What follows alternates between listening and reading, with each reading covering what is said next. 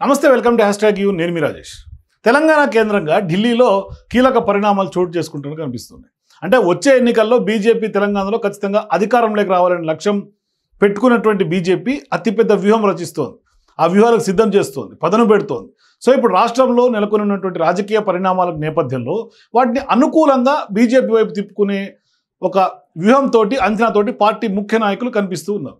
So ఇప్పుడు ప్రస్తుతం parliament సమావేశాలు జరుగుతున్నటువంటి నేపథ్యంలో ఆ పార్లమెంట్ సమావేశాల తర్వాత కేంద్ర కేబినెట్ ప్రక్షాళన జరగబోయే అవకాశం ఉన్నట్టుగా చర్చ జరుగుతుంది. అందులో భాగంగానే బండి సంజయ్ను మంత్రిగా తప్పించి కీలక బాధ్యతలు అప్పగిస్తారనే ప్రచారం ఢిల్లీ వర్గాల నుంచి వినిపిస్తుంది. అంటే బండి సంజయ్ స్థానంలో సీనియర్ నేత పేరు రేస్లోకి వస్తుంది. మరి ఇప్పుడు కేంద్ర కేబినెట్లో కీలక మార్పులు చేర్పులు చేసుకోబోతున్న ప్రచారం జోరుగా సాగుతోంది. మరోవైపు త్వరలో జరగనున్నటువంటి పలు రాష్ట్రాల అసెంబ్లీ ఎన్నికలు భవిష్యత్ రాజకీయ వ్యూహాలకు అనుగుణంగానే ఈ మార్పులపైనే కొంత పార్టీ అధినాయకత్వం కసరత్తు చేస్తున్నట్టుగా కనిపిస్తోంది. ఈసారి ఖచ్చితంగా మార్పులు చేర్పులు కూర్పుల్లో భాగంగా ఆర్ఎస్ఎస్ మార్క్ ఖచ్చితంగా కనిపిస్తోంది. అంటే ఆగస్టు 15 తర్వాత బీజేపీ అధ్యక్షుడి ఎంపిక ప్రకటన చేయబోతున్నారు. అదేవిధంగా ఉపరాష్ట్రపతి పదవి పైన కూడా కీలకమైనటువంటి కసరత్తు ఓవైపు కొనసాగుతోంది. మరి అయితే ఇప్పుడు తెలుగు రాష్ట్రాల నుంచి కూడా కేంద్ర మంత్రివర్గంలో మార్పులు ఖాయంగా కనిపిస్తున్నట్టుగా ఢిల్లీ వర్గాల నుంచి సమాచారం. ఏపీ నుంచి మరొకరు కేంద్ర కేబినెట్లోకి అవకాశం దక్కబోయే ఛాన్స్ ఉన్నట్టుగా కనిపిస్తోంది. అయితే తెలంగాణ నుంచి కూడా ప్రస్తుతం కేంద్ర హోంశాఖ సహాయ మంత్రిగా ఉన్నటువంటి బండి సంజయ్ తనకు మంత్రివర్గం నుంచి విముక్తి కల్పించాలని కూడా ఆయనే స్వయంగా కోరటమే సంచలనంగా మారుతోంది. అంటే ఆయన్ని మంత్రి పదవి కేబినెట్ నుంచి తప్పించాలని ఆయన రిక్వెస్ట్ పెట్టుకున్నట్టుగా కనిపిస్తోంది. ఈ నెల 20వ తేదీన దాని తర్వాత కేంద్ర మంత్రివర్గాన్ని పెద్ద ఎత్తున పునర్వ్యవస్థీకరించే అవకాశం స్పష్టంగా ఉంది. ఆ దిశగా మోదీ కసరత్తు మొదలుపెట్టినట్టుగా కనిపిస్తోంది. పలువురు మంత్రులకు ఉద్వాసన పలుకుతారని, ముఖ్యంగా కొంతమంది మాజీ బ్యూరోక్రాట్లను పక్కన పెడతారనే అంశం తెర మీదకి వస్తుంది. సో ఇప్పుడు వారి స్థానంలో పార్టీలో చిరకాలంగా ఎప్పటి నుంచో పనిచేస్తున్నటువంటి సంఘ్కు అంటే ఆర్ఎస్ఎస్కి అత్యంత సన్నిహితులైనటువంటి వారికి స్థానం లభించబోయే అవకాశాలు ఉన్నట్టుగా కనిపిస్తోంది. విదేశాంగ మంత్రి జయశంకర్తో పాటుగా హర్దీప్ పురి, అట్లాగే అర్జున్ రామ్ మేఘ్వాల్, అశ్విని వైష్ణవ్ లాంటి వారి సేవల విషయంలో ఆలోచిస్తున్నట్లుగా కూడా కనిపిస్తోంది. కొందరికి జాతీయ స్థాయిలో అట్లాగే రాష్ట్రాల్లో పార్టీ బాధ్యతలను అప్పజెప్పాలనే ఆలోచనలో కూడా మోదీ ఉన్నట్లుగా తెలుస్తోంది. సో ఇప్పుడు పార్టీ అధ్యక్ష పదవికి సంబంధించి శివరాజ్ సింగ్ చౌహాన్, ధర్మేంద్ర ప్రధాన్, మనోహర్ లాల్ ఖట్టర్, అట్లాగే ప్రహ్లాద్ జోషి పేర్లు ప్రముఖంగా ప్రచారంలో ఉన్నాయి. సో ఈ నలుగురిలోనే జాతీయ అధ్యక్షులకి కొంత ఎంపిక చేసే అవకాశం ఉంటుంది. తనకు మంత్రి పదవి వద్దని పార్టీని తెలంగాణలో అధికారంలో వచ్చేందుకు పూర్తి స్థాయిలో కృషి చేయాలనుకుంటున్నటువంటి వ్యవహారంలో నేరుగా ప్రధాని మోదీ, అమిత్ షాకు డైరెక్ట్గా బండి సంజయ్ కోరినట్టుగా కనిపిస్తోంది.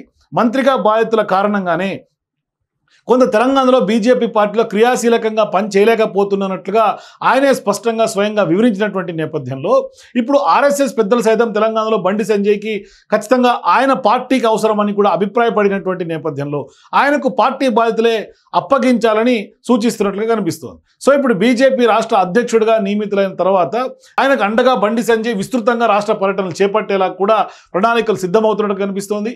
అంటే బండి సంజయ్కి కొంత సూపర్ పవర్స్ ఇచ్చి తెలంగాణలో బీజేపీని కొంత వేవ్ క్రియేట్ చేసేలాగా బీజేపీ వ్యూహం రచిస్తోంది. సో ఇప్పుడు బండి సంజయ్ అభ్యర్థనని కూడా ప్రధాని నరేంద్ర మోదీ కొంత చాలా పాజిటివ్గా ఉన్నట్లుగా, సానుకూలమైనటువంటి వైఖరి వ్యక్తం చేసినట్టుగా సమాచారం ఉంది. దీంతో ఇప్పుడు బండి సంజయ్ స్థానంలో లక్ష్మణ్కి కేంద్ర మంత్రివర్గంలో ఛాన్స్ ఇచ్చే అవకాశాలు కనిపిస్తోంది.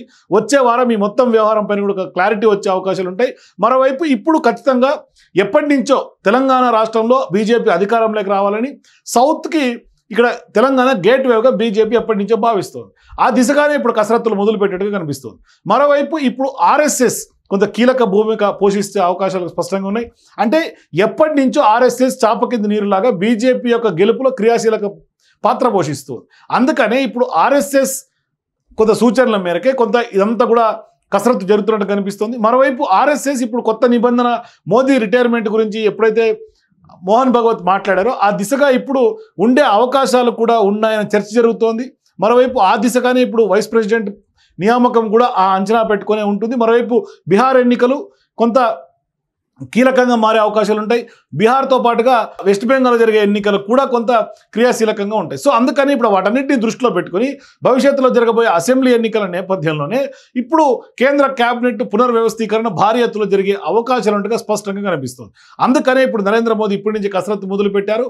దానికి ఆర్ఎస్ఎస్ కూడా కొంత కీలకమైనటువంటి సూచనలు చేస్తుంది కాబట్టి వాళ్ళ సూచనల మేరకే కొంత పునర్వ్యవస్థీకరణ జరుగుతోంది. ఆ దిశగా కసరత్తు చేస్తున్నటువంటి సందర్భంగానే బండి సంజయ్ని ఖచ్చితంగా, ఎందుకంటే ఒకప్పుడు బండి సంజయ్ తెలంగాణలో ఆయన అధ్యక్షుడిగా ఉన్నప్పుడు నిజంగా ఐసీలో ఉన్నటువంటి బీజేపీ పార్టీని ఒక రకంగా ఉవ్వెత్తున లేపినటువంటి చరిత్ర బండి సంజయ్ది.